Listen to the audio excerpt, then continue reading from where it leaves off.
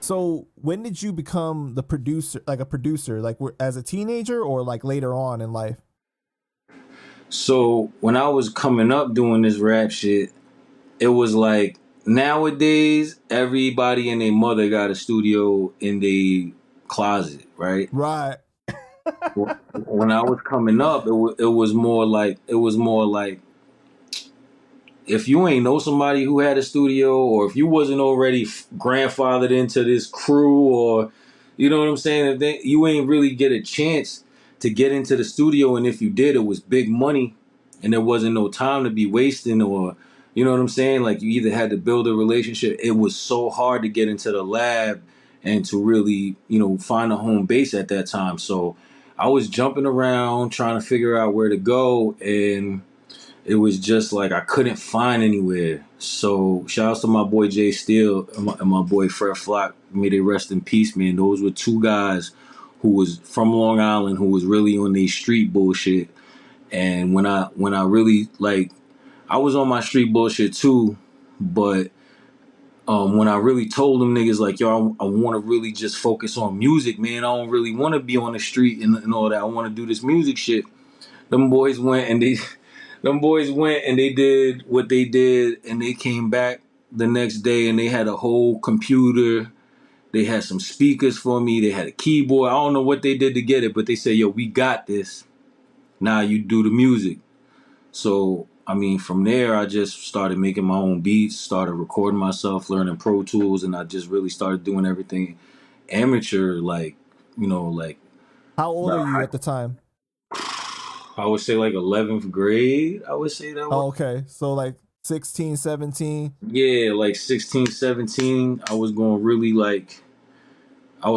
crazy with it. I started really focusing on, and it was all because them boys got me the gear, because, it was on some shit like, yo, we believe in you. You Mm-hmm. know what I'm saying? So when they brought that to me and they was like, yo, now you can make the music that you want to make, like focus on the music and leave the street shit to us, it was kind of more of a sign for me.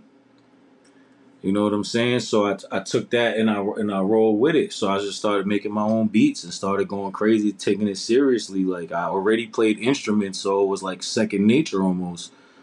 Um, so I started. After that, I just took a crazy interest in just like developing my own sound, really.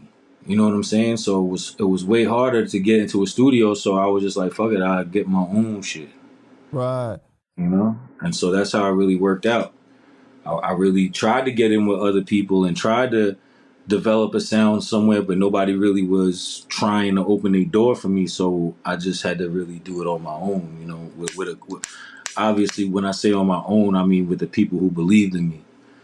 Um, And like are you King F.L.O at this time already, or you went by other names? I've been King F.L.O since I've been King F.L.O since I was a little boy, like since I was running around in the streets in the cities. I got my name from being a king, a Latin king.